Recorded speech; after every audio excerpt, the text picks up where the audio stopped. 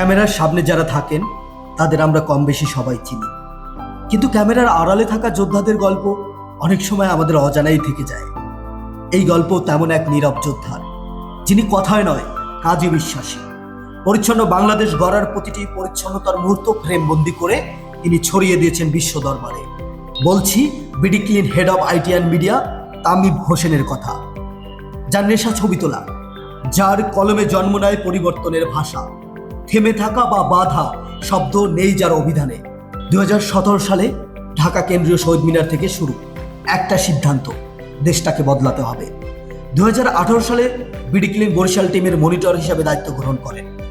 এরপর 3 জুন 2019 সালে BD clean বরিশালের অতিরিক্ত সমন্বয়ক আইটি অ্যান্ড মিডিয়ার দায়িত্বভার গ্রহণ করেন।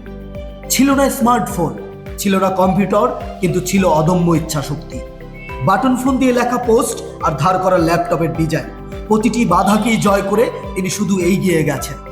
সেই পথ চলাই তাকে নিয়ে গেছেন বিডি ক্লিন বোর্ড পর্যায়ে। 2023 সাল বিডি ক্লিনের head of IT and media হিসেবে নির্বাচিত হন। 8 বছরের এই যাত্রায় একটাই কথা বলে, ইচ্ছে থাকলে উপায় হয়।